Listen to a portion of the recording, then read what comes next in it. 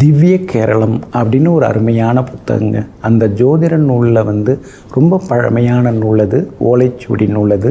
அதில் சில விஷயங்கள்லாம் சொல்லப்பட்டிருக்குங்க. பயணங்கள் யாரெல்லாம் பயணப்படுவாங்க. சிலர்லாம் பார்த்திங்கன்னா பிறந்ததுலேருந்து ஒரு 100 கிலோமீட்டர் தாண்டி கூட எந்த ஊருக்கும் போயிருக்க மாட்டாங்க. சிலர்லாம் குக்கிராமத்தில் பிறந்திருப்பாங்க. ஆனால் விமானத்திலேயே பறந்து பறந்து பல நாடுகளுக்கு பயணம் செய்து கொண்டே இருப்பாங்க. அப்போ இந்த பயணங்கள் ட்ராவல் பண்ணுறோம் இல்லைங்களா, அதுக்குரிய இடம் எது? நம்முடைய ஜாதகத்தில் பயணங்களுக்கு உரிய இடம் லக்னத்திலேருந்து 3ஆம் இடம் 9ஆம் இடம். இந்த 3வது வீட்டுக்குரிய கிரகமும் 9வது வீட்டுக்குரிய கிரகமும் சரவீடுகளில் உட்கார்ந்துருக்கும் பொழுது அவங்களுக்கு தொடர்ந்து பயணங்கள் இருந்து கொண்டே இருக்கும். காலைல சக்கரம் சுற்றிக்கிட்டே இருக்காருங்க. காலையில் டிஃபன் ஆஸ்திரேலியாவில், அதுக்கடுத்து டின்னர் யூகேயில். இப்படி தாங்க அவர் வாழ்க்கை ஓடின்னு இருக்குது. பல இடங்களில் பிஸ்னஸ்ங்க அப்படின்னு சொல்லுவாங்க இல்லைங்களா, அந்த மாதிரி. அப்போ பயணங்கள் அப்படின்னு சொல்லும்போது லக்னத்துக்கு 3ஆம் இடம் 9ஆம் இடம் வருதுங்க. சின்ன சின்ன பயணம் அது 3ஆம் இடம் சின்னதாக, அதாவது 3வது வீட்டுக்குரிய கிரகம் உபய வீட்டில் இருந்தால் தொலைதூரமாக நகர மாட்டாங்க. அந்த வட்டாரத்திலே சுற்றின்னு இருப்பாங்க. அந்த மாவட்டம், வட்டம், மிஞ்சி போனால் மாநிலம், அது வரைக்கும் வருவாங்க. அதே மாதிரி நீண்ட தூர பயணங்கள் அப்படின்னு பார்த்தா தான் 9ஆம் இடம். ஒருத்தவங்க ஜாதகத்தில் பாக்யாதிபதி பலமாக உட்கார்ந்துருந்தாருன்னா அவங்க நிறைய ட்ராவல் பண்ணுவாங்க. திரையிடல் ஓடி திரவியம் தேடுறதுலேருந்து ஃபாரின் நிறையா சுற்றுறது, பிஸ்னஸ் விஷயமாக போகிறது, வேலை விஷயமாக சுற்றுறது, அதெல்லாம் அவங்களுக்கு அதிகமாகவே இருக்குங்க. அதே போல் வான்வழி பயணங்கள், ஏன்னா இப்போ ஆகாய வழி பயணங்கள் அப்படின்னா அதை ஃப்ளைட்டில் போகிறது, ஆகாய விமானத்தில் போகிறது அப்படின்னு பார்த்தா அவங்க ஜாதகத்தில் 9ஆம் இடம் 12ஆம் இடம், லக்னத்துக்கு 9ஆம் இடம் 12ஆம் இடம் தான் ஆகாய வழியில் ஆகாய விமானம் மூலமாக பறந்து பறந்து பயணிக்கிறது. இந்த 2 கிரகங்கள் வலுவாக இருந்தால் அவங்களுக்கு ஃப்ளைட்டு தான். எப்போ பார்த்தாலும் டிக்கெட்டு போட்டுகிட்டே இருப்பாங்க, புக் பண்ணிகிட்டே இருப்பார், பிஸ்னஸ் கிளாஸ்லேயும் போயிட்டு வருவார். அப்படிங்கிற மாதிரி அமைப்புகள் அவங்களுக்கு இருக்குங்க.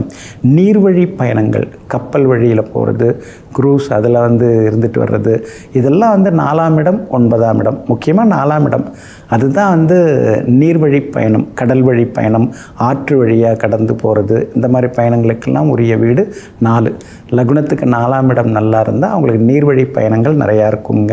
நிலவழி பயணம், ஆன் ரோடில் போகிறாங்க இல்லைங்களா, கார்லேயே சுற்றுறது, அதுக்கும் 3ஆம் இடம் 4ஆம் இடம் அது மாதிரி சொல்லப்பட்டிருக்குங்க. இதெல்லாம் ஒரு பக்கம் இருந்தாலும் வாழ்க்கை பயணம் அப்படின்னு ஒன்று இருக்குல்ல, இதுக்கு எந்த கிரகம் அப்படின்னு பாருங்கள், லக்னாதிபதி தான். ஒருத்தவங்களுடைய வாழ்க்கை பயணம் எப்படி இருக்கும், அவங்க வாழ்க்கையில் என்னென்னலாம் நடக்கும், நல்லது நடக்குமா அல்லது நடக்குமா, சுபங்கள் நடக்குமா அல்லது வேறு எதாவது நடக்குமா, இதுக்கெல்லாம் காரணமாக இருக்கிறது லக்னாதிபதி. அப்போது எந்த பயணம் வேணாலும் நம்ம பண்ணலாம். வான்வழி, நிலவழி, நீர்வழி பயணங்கள் எல்லாமே இருக்குது. ஆனால் வாழ்க்கை பயணம் நல்லா இருக்கிறதுக்கு ஒருத்தவங்களுக்கு லக்னாதிபதி நல்லா இருக்கணும். லக்னாதிபதி நல்லா இருந்தால் தான் வாழ்க்கை பயணம் சிறப்பாக இருக்கும். அதே மாதிரி வழிப்பயணம் அப்படின்னு சொல்லுவாங்க. வழியில் எந்தவித இடையூறு இல்லாமல் பயணம் தடங்கள் இல்லாமல் இருக்கணும். ஃப்ளைட்டு கேன்சல் ஆகிடுச்சு, இந்த மாதிரிலாம் தொந்தரவு இல்லாமல் இருக்கணும்னா லக்னத்துக்கு 3ஆம் இடம் 7ஆம் இடம் நல்லா இருக்கணும். அப்படி நல்லா இருக்கும் பொழுது நம்ம பயணம் செய்யும் பொழுது வழித்தடங்கல்கள் எதுவும் இல்லாமல் பயணம் தொடர்ந்து கொண்டே இருக்குங்க. அதனால் இப்போ வான்வழி பயணம் அப்படின்னு சொன்னால் குரு பகவானும் சனி பகவானும் ஆகாய விமான பயணங்களுக்கு அதிபதியாக இருக்கிறாங்க. தரைவழிக்கு சுக்கிரன் தான். காரில் போகிறது வர்றது அதெல்லாம் அதுக்கடுத்து புகை வண்டி, அதுக்கடுத்து எல்லாமே தரைவழி தானே, நிலவழி தானே, அது காரணம் சுக்கிரன் தான். நீர்வழி பயணங்களுக்கு சந்திரனும் சுக்கிரனும் நல்லா இருக்கணும் கடல் வழி பயணிக்கிறதுக்கு.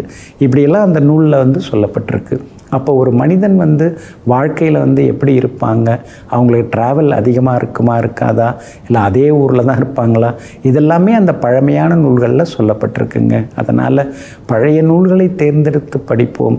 ஜோதிடம் வெறும் பொழுதுபோக்கல்ல, அதிர்ஷ்டம் எப்போ அடிக்கும் அப்படின்னு சொல்லி கொடுக்கறது மட்டும் இல்லை, ஒருத்தவங்களுடைய வாழ்க்கை எப்படி இருக்கும், பயணங்கள் எப்படி இருக்கும், எல்லாவற்றையும், அதாவது ஆ முதல் அக்கு வரை இருக்கக்கூடிய அனைத்து அம்சங்களையும் நமக்கு சுட்டி காட்டக்கூடிய ஒரு மிகப்பெரிய ஒரு திறவுகோலாக இருப்பது, மிகப்பெரிய வழிகாட்டியாக இருப்பது, கலங்கரை விளக்கமாக இருக்கிறது ஜோதிடம் தாங்க. அதனால் ஜோதிடத்தையும் தெரிந்து கொள்வோம், சுகமாக வாழ்வோம். நெஞ்சிற்கினியவர்களே, புந்தி வாரமாகிய இன்றைய நாள் உங்களுக்கு பொன்னையும் பொருளையும் அள்ளித்தரும் அதிர்ஷ்டகரமான நாளாக அமையட்டும்.